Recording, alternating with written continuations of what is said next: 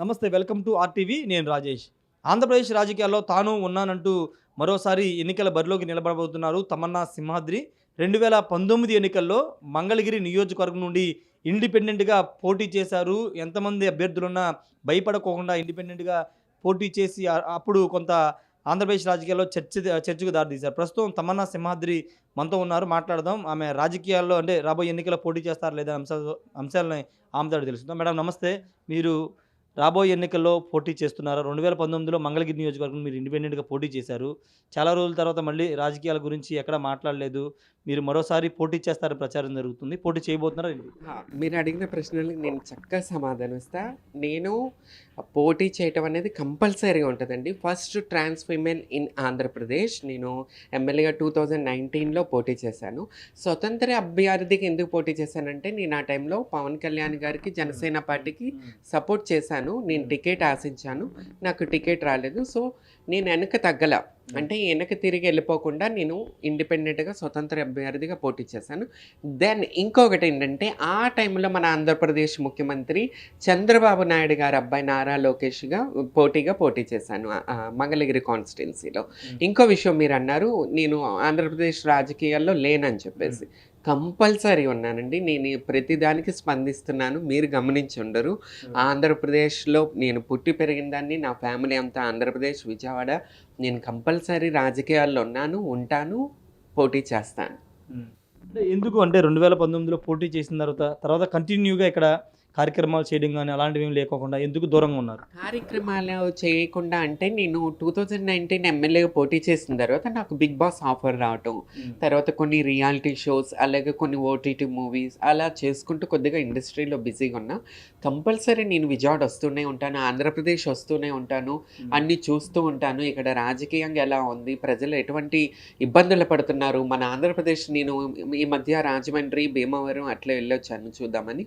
వెళ్ళినప్పుడు అసలు రోడ్లు ఎంత ఘోరంగా ఉన్నాయంటే నాకు అనిపించింది, అబ్బా మన ఆంధ్రప్రదేశ్ ఒకప్పుడు బీహార్ అంటే భయపడేవాళ్ళు, అంతకన్నా ఘోరంగా అయిపోయింది అనిపిస్తుంది. బీహార్ కన్నా కూడా చాలా ఘోరం అసలు. రోడ్లు, ఫెసిలిటీస్, రౌడీయిజం, చిల్లర రౌడీలు, ఇవన్నీ విపరీతంగా అయిపోయింది ఇప్పుడున్న ప్రభుత్వం చూసుకుంటే. ప్రభుత్వం అసలు మన ప్రజలకు కానీ, ఆంధ్రప్రదేశ్ రాష్ట్రానికి కానీ ఇంత కూడా పనిచేయలేదని చెప్పి నాకు అనిపిస్తుంది. కంపల్సరీ పోటీ చేస్తాను యాజ్ ఎ రోల్ మోడల్. నేను ఇప్పుడు ఇది రహదారి వేశాను as a trans women 2019 MLA candidate. నేను ఇంకా ముందుకు వెళ్ళటానికే ఉన్నాను. కంపల్సరీ నేను పాలిటిక్స్లో ఉన్నాను. నా ఫ్యామిలీ బ్యాక్గ్రౌండే పొలిటికల్ బ్యాక్గ్రౌండ్. కంపల్సరీ ఉంటాను. ఎవరు మేడం మీ పొలిటికల్ అంటే ఫ్యామిలీ గురించి చెప్పండి? నా పెద్దనాన్న గారు వచ్చి సింహాద్రి సత్యనారాయణ గారు. నందమూరి తారక రామారావు గారి టైంలో తెలుగుదేశం పార్టీలో ఎమ్మెల్యేగా అవనిగడ్డ కాన్స్టిట్యున్సీలో ఎమ్మెల్యే ఆయనే రెగ్యులర్గా గెలిచి, నందమూరి తారక రామారావు గారు ఉన్న టైంలో ఆయన దేవాదాయ శాఖ మంత్రి చేశారు సింహాద్రి సత్యనారాయణ గారు. ఇప్పుడు అవనిగడ్డ కాన్స్టిట్యున్సీలో సింహాద్రి రమేష్ గారు వైసీపీ సిట్టింగ్ ఎమ్మెల్యే. అలాగే సింహాద్రి తమ్మన్న. అంటే ట్రాన్స్ ఉమెన్‌గా మొదటిసారి మీరు పోటీ చేశారు. ఇప్పుడు ఎన్నికలు రాబోతున్నాయి ఆంధ్రప్రదేశ్‌లో 2024లో. మరోసారి ట్రాన్స్ ఉమెన్‌గానే మీరు ఎన్నికల్లో పోటీ చేస్తారా? పోటీ చేస్తే మళ్ళీ మంగళగిరి నియోజకవర్గం పోటీ చేస్తారా? ఎక్కడి నుంచి పోటీ చేస్తారు? అది ఎందుకండి, ఐఎమ్ హ్యూమన్. నేను మనిషిని. ట్రాన్స్ హ్యూమన్ ఇవన్నీ ఎందుకండి? I'm human. నేను ఒక సన్యాసిని కాబట్టి ఓకే, మీరు అన్నారు కదా ట్రాన్స్ హ్యూమన్. అవునండి, మాకు పిల్లలు ఉండరు, సంసారం ఉండదు, ఏముండదు. సో ప్రజల కోసం మేము ఏం చేయడానికైనా దేనికైనా సిద్ధంగా ఉంటాం కాబట్టి, స్వార్థం లేని మనిషిని కాబట్టి నేను కంపల్సరీ ప్రజల్లోనే ఉంటాను. ప్రజల కోసం ఏదైనా చేస్తాను. కంపల్సరీ 2024లో నేను పోటీ చేస్తాను. అంటే ఆ మధ్యన మీరు ఒక స్టేట్మెంట్ ఇచ్చారు. పవన్ కళ్యాణ్ ఆదేశిస్తే, జనసేన అధినేత ఆదేశిస్తే ముఖ్యమంత్రి జగన్మోహన్ రెడ్డి నియోజకవర్గమైన పులివెందుల్లోంచైనా పోటీ చేస్తానని మీరు ఆ మధ్య పెద్ద వైరల్ అయింది కూడా. నిజంగానే పోటీ చేస్తారా పవన్ కళ్యాణ్? యాక్చువల్లీ అది సోషల్ మీడియాలో ఫుల్ వైరల్ అయింది. నాకు కూడా తెలీదు. నా బ్రదర్ వాళ్ళు నాకు ఆ పోస్ట్ పంపించారు ఫేస్బుక్లో. అది నాకు తెలిసి జనసేన వాళ్ళు పోస్ట్ చేసినట్టున్నారు. But I'm very happy. నిజంగానే ఆ పోస్ట్ ఎవరు చేసినా సరే, పవన్ కళ్యాణ్ గారు నిజంగానే ఆదేశించి నన్ను పులివెందుల్లో జగన్మోహన్ రెడ్డికి పోటీ చేయమంటే ఐఎమ్ రెడీ. కంపల్సరీ పోటీ చేస్తాను. అంటే చాలామందికి ఇది ఉంది కదా దీని తగ్గేదేలే. అంటే ఒకటి మేడం, అంటే జనరల్గా మీరు పవన్ కళ్యాణ్ గారు అభిమాని చెప్తున్నారు, జనసేన పార్టీ అని చెప్తున్నారు, కానీ మీ సారీ ఇటువంటి నేను నాట్ ఓన్లీ పవన్ కళ్యాణ్ అభిమానిని కాదండి, మెగా ఫ్యామిలీ అభిమానిని. నా దృష్టిలో మెగాస్టార్ చిరంజీవి గారు, నాగబాబు గారు, పవన్ కళ్యాణ్ గారు, వాళ్ళు శివ విష్ణు వాళ్ళు బ్రహ్మ ఉంటారు కదా, త్రిమూర్తుల టైప్ అనమాట. నేను వాళ్ళ భక్తురాల్ని. అంటే మీరు ఓకే వాళ్ళ అభిమానం అని చెప్తున్నారు, కానీ జనసేన పార్టీ సభ్యత్వం మీకు ఉందా? ఆ పార్టీ మిమ్మల్ని ఎంతవరకు దగ్గర తీసుకుంటుందంటే మిమ్మల్ని మీ యాక్సెప్టెన్స్ని తీసుకుంటుందా, లేకపోతే పవన్ కళ్యాణ్ గారిని కలవడం కానీ ఏమైనా చేశారు ఇప్పటి వరకు? నాకు జనసేన పార్టీ దగ్గర తీసుకుంటుంది అంటే కంపల్సరీ నాకు జన సైనికులు అందరూ నన్ను గౌరవిస్తారు, ఆదరిస్తారు, నన్ను చాలా అభిమానిస్తారు.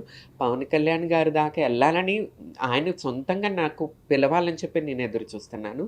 ఈసారి ఆయన పిలుస్తారని అనుకుంటున్నాను. పిలవకపోయినా సరే నేను పోటీ చేస్తాను.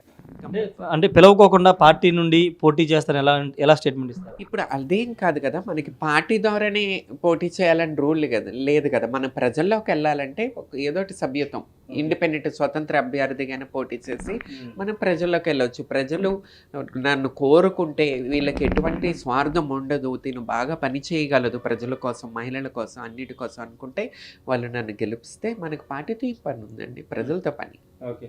అంటే మీరు పవన్ కళ్యాణ్ కాపు సామాజిక వర్గానికి సంబంధించిన వ్యక్తి, ఈరోజు తెలుగుదేశం పార్టీతో ఆయన కలిసి కాపుల ఓట్లు మొత్తం తెలుగుదేశం పార్టీకి ఇచ్చేస్తున్నారని వైసీపీ నేతలు చెప్తున్నారు. మీరు కూడా అదే సామాజిక వర్గానికి సంబంధించినటువంటి వ్యక్తి, ఏం చెప్తారు? ఇప్పుడు కాపు సామాజిక వర్గము సంబంధించిన దాన్ని నేను సామాజిక వర్గానికి నేను చాలా చేశాను కమ్యూనిటీ కోసం. కానీ ఇప్పుడు కాపు సామాజిక వర్గం మొత్తం జనసేనలోనే లేదు కదా. కొంతమంది వైసీపీలో ఉన్నారు, కొంతమంది తెలుగుదేశం పార్టీలో ఉన్నారు, కొంతమంది జనసేనలో ఉన్నారు. అలా అని మొత్తం కాపు సామాజిక వర్గం మొత్తం జనసేన తరపే ఉండుంటే ఈ రకంగా వైసీపీ గవర్నమెంట్ ఎందుకు వస్తుంది? మా పర్సంటేజ్ ఎక్కువ కదా ఆంధ్రప్రదేశ్లో. మా పర్సంటేజ్ ఎక్కువ ఉన్నప్పుడు మా వాళ్ళందరూ జనసేన పార్టీకి ఓట్లేసి ఉంటే మేము మంచి పొజిషన్లో ఉండేవాళ్ళం కదా. ఇప్పుడు అదేం లేదు. పవన్ కళ్యాణ్ గారు ఏం చేసినా, ఎవరికి సపోర్ట్ చేసినా మేము ఆయన వెనకే ఉంటాం ప్రతి ఒక్కరు. అంటే ప్యాకేజీకి అమ్ముడుపోయారు ముఖ్యమంత్రిగా, మీరు కానీ కాపు సామాజిక వర్గం కానీ లేకపోతే జన సైనికులందరూ కూడా ముఖ్యమంత్రిగా పవన్ కళ్యాణ్ చూడాలనుకున్నారు, కానీ ఆయన చంద్రబాబును ముఖ్యమంత్రి చేయాలని చూస్తున్నారు అనేది చాలామంది చేస్తున్న విమర్శ, వైసీపీ నేతలు కూడా చేస్తున్నారు. ఎవరైనా ఒక రాజకీయ పార్టీ పెట్టారంటే తన్ని ముఖ్యమంత్రి లీడర్ అవ్వాలనే కదా. సో ఆయన ఎందుకు చేస్తున్నారో అదైతే మనకైతే తెలియదు. సో ఆయన ఏం చేస్తున్నారో, ఎందుకు చేస్తున్నారో మనకైతే తెలియదు.